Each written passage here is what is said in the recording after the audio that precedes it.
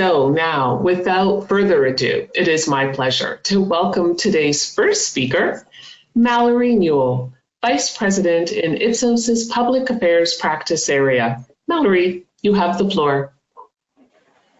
Thank you, Ellen. Hi, everyone. Thanks for joining us today. Glad to have you online.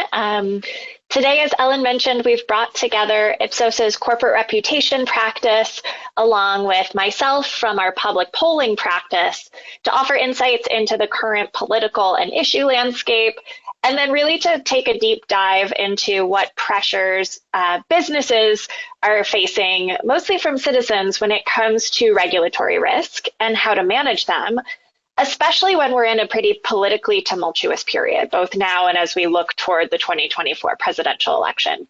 So first, what I'll do is I'll provide some context using Ipsos public polling around how Americans feel about the economy and how the 2024 election is taking shape. And then I'll turn it over to Trent Ross, our Chief Research Officer in the Corporate Reputation Practice, to walk through some new data on where businesses can expect regulatory pressures and how to respond. So with that in mind, here's what the current landscape looks like and some of the latest Ipsos public polling. So obviously, we have to start with what people feel like is the current problem and really where the economy is at right now. And that's where I want to kick things off. We see in our monthly core political polling that despite some fluctuation, right, the rise of immigration as an issue, a relative decline of the economy as an issue, the economy does remain the most important issue or the biggest problem facing the country today. The economy very much, even though we're seeing some signs of decline and, stabilization perhaps in macroeconomic indicators, the economy is very much still top of mind for the American public. And here is some of our consumer confidence data. So Ipsos has been tracking US consumer confidence since 2002. And what we're seeing is that, after a slight rebound about 2 years ago in 2021, when we first started kind of dipping our toes back into the public arena after COVID, consumer confidence remains really middling. Right. And we're seeing, again, as I mentioned, some rebound on the macroeconomic side, right? Consumer price index getting better. Prices are theoretically not as high as they were about a year ago. Some good GDP reports even just today. And yet consumer confidence remains pretty lukewarm. And what we're seeing amidst this lukewarm sentiment on the economy is Americans are really starting to separate what we're sort of being told about the broader environment and how they're feeling about their own personal economic situation. So their attitudes toward the job market and expectations for the future remain high, but there's still some lingering concerns around their current financial situation and comfort making major purchases. And I think this is one of the reasons why. Right? So inflation is still felt by many, and people are now really dipping into their savings and they're putting more on credit cards. This is not Ipsos data. This is data from the US Bureau of Labor Statistics. But what we know is that the balance that Americans are carrying on their credit cards right now is at an all-time high, and it's rising significantly and has pretty much since Americans really started feeling inflationary pressures around last summer. And now we have Ipsos data to back this up. So on our recent consumer tracker, we actually asked people about this, right? We know how consumer sentiment looks, but we wanted to kind of dig into that notion of like, are you putting more on a credit card? Does your savings or your safety net feel a little bit less secure? And for many Americans, the answer is yes. 53% say that they're carrying more of a balance on their credit cards than they used to. And roughly half of Americans acknowledge that they're paying off their credit cards, or now they're carrying a balance, but they used to be able to pay off their credit cards. And so I think it's just really important for this conversation to keep in mind that we are still very much in a period where the economy is top of mind for Americans, and there's still a lot of lingering hesitation around how they feel about their own personal financial situation and their pocketbooks. And now, obviously today we're here to focus primarily on the role of the public sector, or the private sector, excuse me, but we can't acknowledge, or we can't not acknowledge the public sector. So recently in our Reuters Ipsos polling, amidst another fight over the Speaker of the House, amidst a looming government shutdown potentially next month, we asked people about their level of confidence in Congress to carry out its basic function of passing laws and keeping the government functioning. Fewer than half of Americans right now are confident in Congress's ability to do this. And we also know from Ipsos data and external data alike that trust in government institutions is declining and continues to do so. And so I think that context is really important to sort of understand now the pressures and the opportunities for the private sector to kind of fill that void as Americans are losing confidence in government. And now finally, we turn to the landscape for 2024. We have been tracking President Biden's approval rating since the 2020 election, both as President-elect Joe Biden and now President Joe Biden. And what we're seeing is that President Biden's approval rating has really been pretty stubbornly stuck in the low to mid 40% range for quite some time now. So right now, his approval rating is hovering right around 40%. Obviously, this is a largely partisan measure, particularly with how polarized our society is right now. You see an overwhelming majority of Democrats standing by him, an overwhelming majority of Republicans opposed.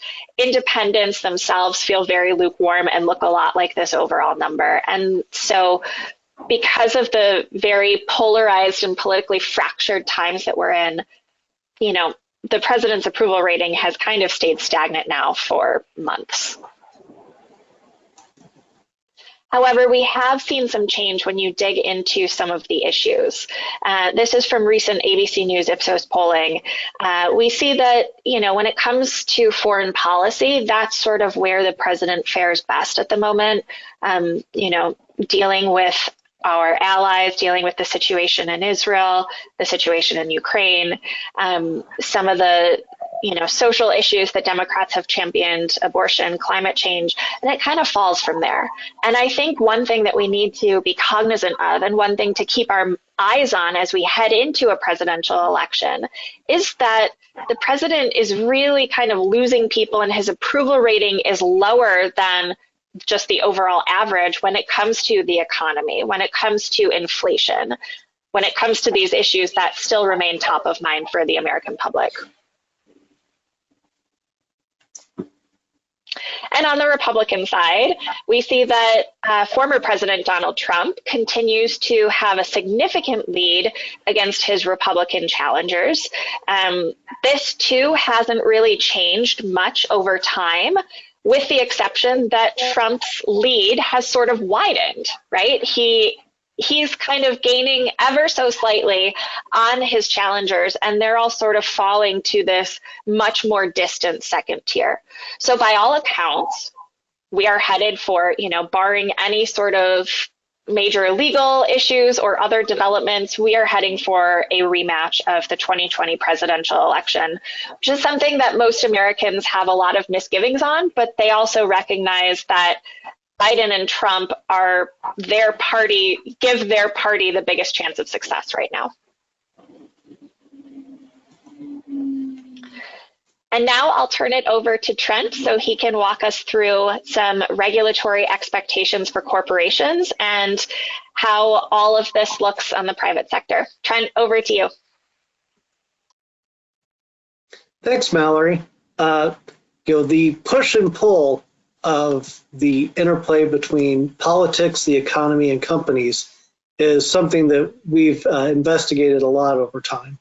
When the economy goes bad, people tend to put their trust in the large blue chip companies, but you also have an underlying distrust of large institutions across the US right now. What we're going to focus on today is the role that trust in companies has on people's desire to regulate those industries. We often talk about trust being the oil on the grease of business, right? Or the grease on the wheel of business. And when it comes to regulation, if you're trusted, then people are less likely to want to regulate you. And so if we look at desire to regulate by industry, we asked 1,000 respondents in the US, do each of these industries have too much regulation, about the right amount of regulation, or too little regulation? Aside from oil and gas, there are very few people who think any of these industries have too much regulation. And so the number we want to focus on there is the too little regulation. And currently, pharmaceuticals are way in the lead in people's desire to regulate industries, followed by oil and gas and the financial services industry. And we've measured this in several periods over the years since 2017. And pharmaceuticals have always been on top in terms of desire to regulate. Particularly in the year before the COVID-19 pandemic, we saw a huge spike in the desire to regulate the pharmaceuticals industry. That spike has since calmed down, but nonetheless, pharmaceuticals are still far ahead. The next highest desire to regulate is for oil and gas. That is lower than we've seen it in the past. Could be that people think, and if we go back to this earlier slide, you do see a fair amount there who think there's too much regulation of oil and gas. So it could be a matter of people feeling like it's gone from too little to about the right amount of regulation. The desire to regulate the financial services industry has also declined quite a bit. And the technology industry, way back in 2017, it was one of the industries that people desired to regulate the least. Way back here in only around 20% saying that there was too little regulation. That desire to regulate increased as we got into 2019 and the period before the pandemic, generally around the election and information, but also privacy and data security. We've now seen that that desire to regulate has begun to fall off. But I mentioned that we would be talking about the impact of trust on desire to regulate. And here we ask trust of each individual company within the industry, and then take that as an industry average. And if you look at the pharmaceutical industry, not only do people desire to regulate the industry, but we also see that they are one of the least trusted industries. The other industries in the bullseye where there's a larger than average desire to regulate and lower than average trust are oil and gas, finance, telecoms, and technology. Those are the industries that we would consider to be in the bullseye when it comes to desire to regulate. Food and beverage companies are trusted, and people don't really desire to regulate them. The same with consumer product goods, along with airlines and automotive. And this is at the industry level. If we break this down into the individual level, you do see some pretty big differences here. We'll start with airlines. For the airline industry, you can see that, there's a pretty big desire to regulate here among people who distrust the industry. And the gap between those who trust and distrust the industry is 26 points. And that's a pretty big gap. If you trust the industry, if you trust the companies in the industry, you don't think they need to be regulated. Distrust causes a big surge in desire to regulate.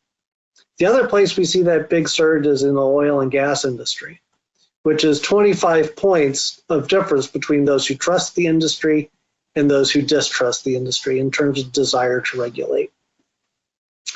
The others, finance, again, you see a pretty strong relationship here between trust and desire to regulate. Tech and telecoms, all about the same gap here between those who trust and distrust, just a little, around 20 points or a little under. The one industry where it doesn't seem to have any impact is CPG, where whether you trust or distrust the CPG, consumer product good companies, you don't really feel like they need to be regulated. They are in the good enough section of the economy. So, and then the other bullseye here that we talked about was pharma, right? On pharma, everybody wants to regulate pharma, whether you trust the individual companies in the pharmaceutical industry or not. Over a third of people who trust pharmaceutical companies nonetheless think there's too little regulation of the pharmaceutical industry.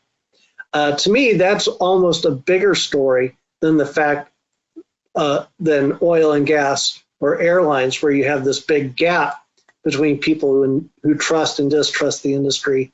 With the pharmaceutical industry, they even have to look out for their friends because everybody wants to regulate them.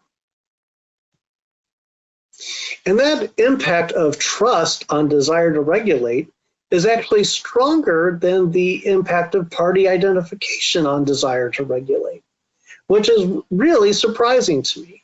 The one place where their party ID makes a big difference in terms of desire to regulate is here on the oil and gas industry, where Democrats are much more likely than Republicans to think that there's too little regulation of the oil and gas industry. The other place where Democrats are more likely to want regulation is on telecoms, food and beverage, finance, CPG, and automotive, all around 10 points. The inverse relationship happens with technology companies, where Republicans are slightly more likely to say that there's too little regulation. And here we have the poor pharmaceutical industry. Both Republicans and Democrats think that the industry has too little regulation. So whoever wins the election in 2024, pharmaceutical industries can expect to see a lot of regulation coming from the federal government, no matter who wins, at least if the federal government is listening to consumer desires. And we did ask about different types of regulation and whether people support them or not. And here we've just included the industries that were in that bullseye. So finance, oil and gas, pharmaceuticals, technology, and telecoms. And we can see that the one area where people want regulation the most is social responsibility and fair practice. That's the top desire to regulate for all except the oil and gas industry, where oil and gas is about ethical and legal compliance, as well as competition and antitrust. Again, the pharmaceutical industry has a lot of pressure on social responsibility and fair practice, as well as ethical and legal compliance. The area where people think there needs to be or are less likely to support regulation is when it comes to political influence, where only about a third support additional regulation around political influence for each of these industries. And with that data, I'm going to hand it over to Rhett to talk about how we can really hone in on the regulatory risks to industry by using non-survey data or digital data to understand that risk? Thanks, Trent. So as we look at the regulatory risk, especially in the United States, and taking in mind the sustainability and fair practice, as well as the ethical and legal compliance areas, one of the things that we did and we looked at was looking at each one of these industries and figuring out where some of the key regulatory concepts or topics are happening by industry, and then pulling those out using digital data, both regulatory data from bills and discussions among policy elites, as well as consumers. So looking at this data, what we did find is some of the key topics that have been emerging for the last year in each one of these sectors. So in finance, I think it's no surprise, but the oversight of cryptocurrency and exchanges has definitely been increasing, especially as Congress looks to try to figure out a way to actually regulate these exchanges and get them into the fair practice of how they're handling other similar types of entities. There also has been an ongoing or slow discussion about among consumers about the investigation around PPP loans that were released during COVID, and what those look like and how they were how they've been managed or not managed in terms of their oversight. And then the third area of finance that we saw the most content around is really inquiries related to some of the political influence over interest rates. So if you go back up to where Mallory was talking about how interest rates and the economic changes have been happening, there's a lot of questions, especially among some opinion elites and consumers, regarding how some of the political influences have been affecting how interest rates have been shifting or have been not shifting over time. And we find these quite a bit in media data, but also in social data, as well as I mentioned, in the bills. And then looking at other industries, oil and gas, going to the oil and gas industry, again, climate change and environmental initiatives, especially whenever you think about ethical and legal compliance for them, has shifted not just from about finding policies around climate change, but actually the enforcement of existing policies or initiatives. So aligned to kind of where Trent was going, there isn't a recognition that there may be a lot of regulation in the oil and gas industry, but now there's a lot of questions around how much those things are actually being enforced. And as you see here at the bottom, there's things about the EPA looking to reconsider some of the emissions loopholes, or looking to kind of strengthen some of the current rules around even chemicals or other areas where oil and gas is used to clean up oil spills, things like that. Beyond that, in the general extractive industry, electric vehicles also has been coming up more and more. This is probably where we see an increased area of regulation, where there's actually need to support regulation around the production and infrastructure, not just the infrastructure of the actual electric vehicle, charging ports and things like that, but all the way down to how we're actually sourcing materials to build electric vehicles and things like that. And then in the area of pharma, as Trent alluded to, access to healthcare and generic drugs continue to be an ongoing discussion, where regulators are starting to pick up more of a discussion around how they're going to actually manage those or enforce some of the provisions, especially around prescription drug prices, and then also just general access to care. And that is kind of an increasing discussion that we're seeing continue, especially post-COVID, as you look with people with ongoing issues or even long-term symptoms that they've been coming out with and finding after they've been affected by COVID or other things. Beyond that, we're also seeing more oversight around medical cannabis. This is specifically happening in the state regions where there's a lot of debate around states who have accepted medical cannabis or accepted cannabis in certain ways, and then the federal competition around that. And there is a growing emphasis on trying to find some understanding of how the federal government or multiple states are going to handle each other's different laws. And then beyond that, the more recent discussion in pharma that's starting to pop up more and more is around labor strikes and industry practices from there. We're seeing this both with Kaiser Permanente as well as Walgreens, where labor practices and just general social responsibility in terms of how some of the workers are treated is coming out and starting to increase in discussion around both the pharma and the healthcare industry generally. And then the fourth area, which is kind of joined together here, but tech and telecom, AI ethics and guidelines are now starting to gain a lot of prominence for tech and telecom. And as we see AI starting to become more ingrained in how people are doing business and also in terms of what's going to happen with the labor market shifts from this new technology, there's a lot of questions in regards to things like copyright, fair usage in terms of how people get paid for training these AI models, but also around guidelines in terms of biases and other things that come into some of how these AI models would be used. And with that, the ongoing concern, but even a greater concern around data security, privacy, and compliance as these AI models and AI usage starts making vast data consumption more palatable for folks as they try to understand and review some of this data in real time.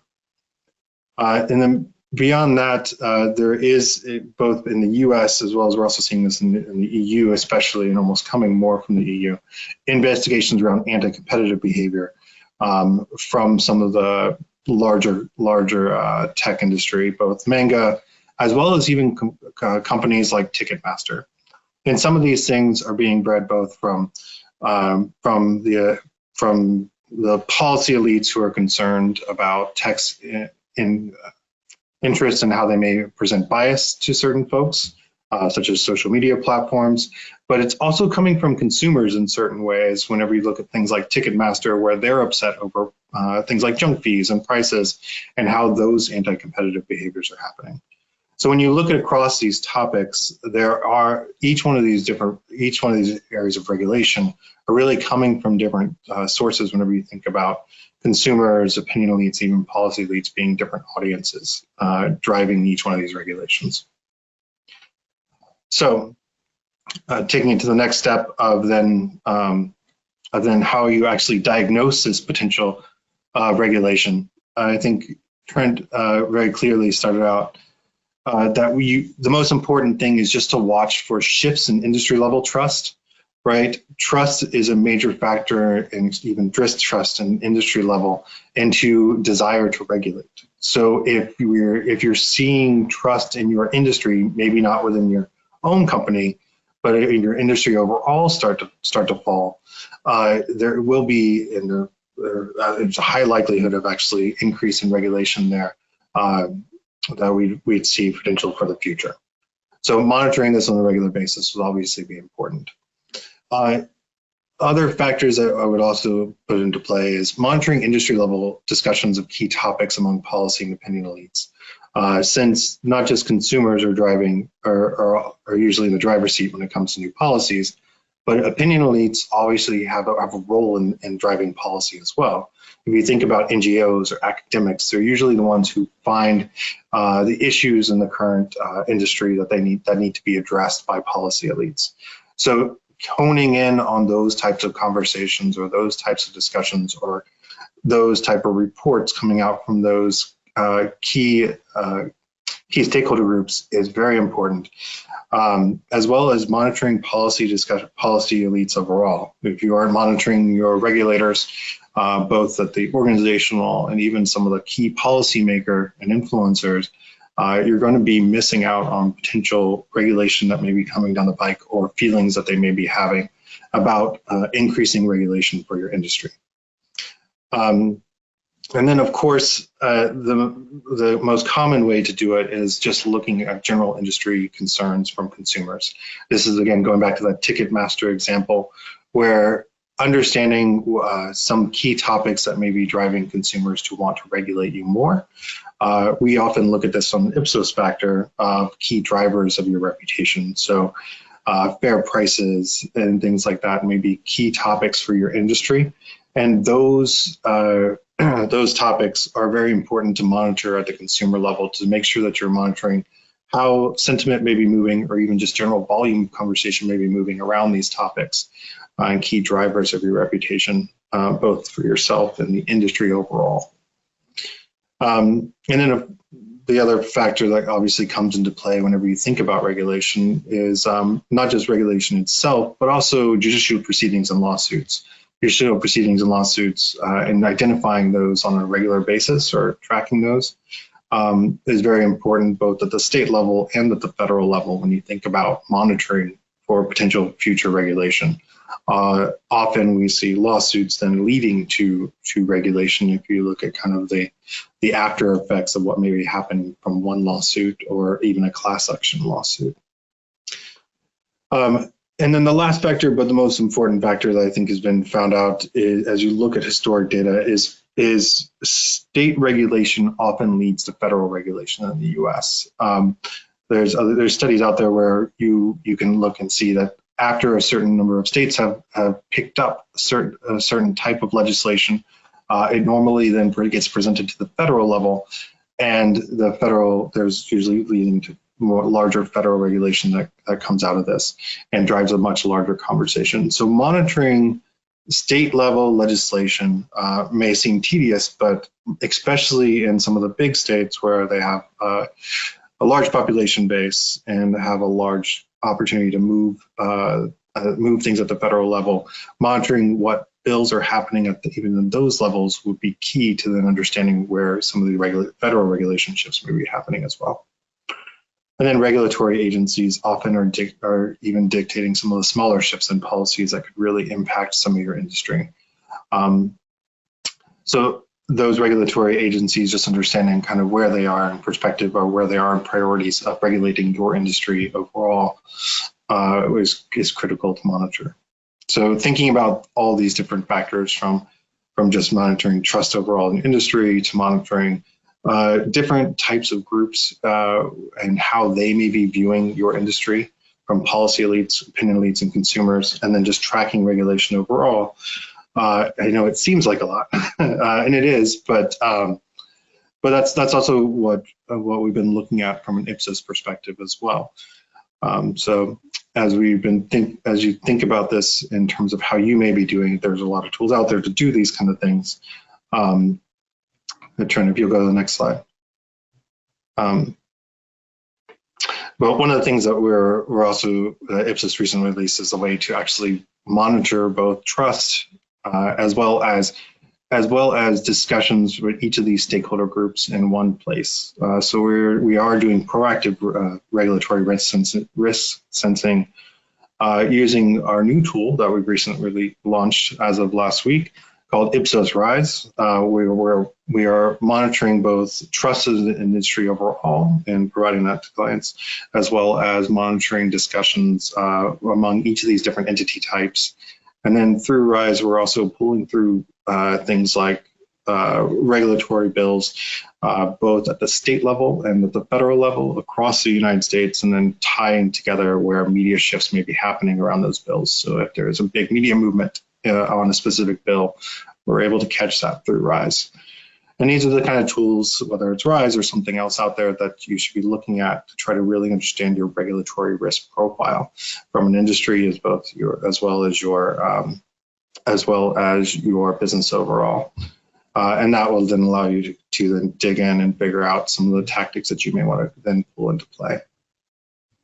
And with that, I'll turn it back to Trent to kind of close us out. Thank you.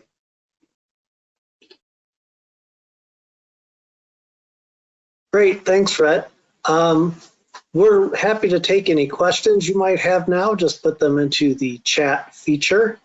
We'll start with one that came in earlier. I think Mallory, maybe you can address this first and then I can jump in. How and when do companies decide to become involved in regulatory issues? That's an interesting question. I think, we've had a couple of high-profile instances recently where companies have become involved in perhaps political or social issues and have been embroiled in scandal because of that, right? So I've actually done some research on this about how people feel about corporations getting involved in social and political issues. And really, it's kind of mixed. You get roughly half the population that says that corporations should stay out of these issues and not take a stand. But at the same time, you do start to see the impact on consumer behavior, which is that a majority of Americans say that if a company takes a stand on something that they don't agree with, they're less likely to buy their product. So I think we're in this era right now where companies have to really be careful where they step, whether it's on regulation, whether it's on political issues or social issues, because citizens are really looking to them for cues, right? And it's kind of a 50-50 split on, I want them to speak out versus I don't. But I think the most important thing to remember here, Trent, is that if corporations do speak out on issues, they've got to own it, right? So we're talking about like the Bud Light issue here, right? Where they kind of flip-flopped on their issue and how they were dealing with Dylan Mulvaney and conservative backlash. And around that time, we asked in our consumer tracker how people felt about that without naming the specific incident. And we see that most Americans agree that if a corporation takes a stand on an issue, they should stick by their decisions, even if it makes some people angry. So that's that authenticity piece that I think is really crucial for corporations and folks in the private sector to remember. Thanks, Mallory. Yeah, when we think about taking a stand on issues, we think about doing things that are authentic. So does it build on what you're good at as a corporation? You don't just do things willy-nilly. They have to be tied to the way people think of you, but then they also have to be credible. So you want to do things that are aligned with the issues that people care about when it comes to your industry, but also, maybe not go it alone, maybe have a credible partner that you can borrow equity from, and then to do things that are effective, because, if you're just talking, you're not really going to make a difference. You have to do things that make a difference in order for, to close the circle there around taking a stand on things.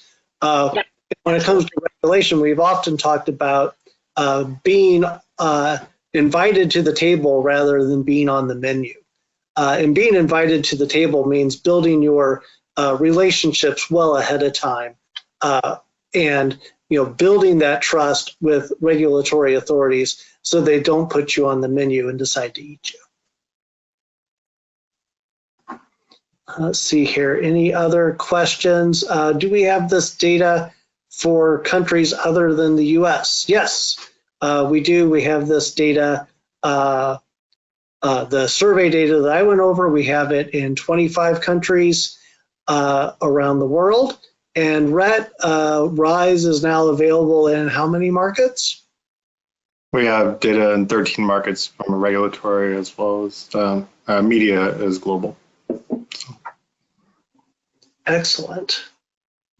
And for us, though, I obviously focused on just a US lens. There's plenty of public polling from Ipsos that's available publicly. I'd point people to our What Worries the World series, which comes out every month, and in particular highlights the key issues that people across a number of different countries are concerned about and how they fluctuate over time. And then another question, I think this one's for you, Rhett. How can businesses be more proactive in their management of regulatory risk? Yeah, so I think management of regulatory risk comes back to the fact of just obviously first tracking it, right? Monitoring and tracking it, both from the survey side as well as the digital side. combining those things together really makes sense. I think in terms of broader management, though, is having an action plan, having something that not just once you see this data and you have it for you at a dashboard level, but actually having then a plan of action. To your point earlier about credibility and authenticity and really how you're going to do that, how are you going to enact those kind of concepts in more of a planning phase, and then what key folks within your organization need to be involved in that discussion, because making those decisions is critical. As Mallory, you said, once you stick with a position, you got to then go with it. So Gotcha. All right, well, that looks like all the questions that we've received today. If you have any other questions, always feel free to reach out to any of us. As Ellen mentioned at the outset, we'll be sending a recording of this webinar to everyone who signed up, so please look out for that. Thank you so much for joining, and have a good rest of your day.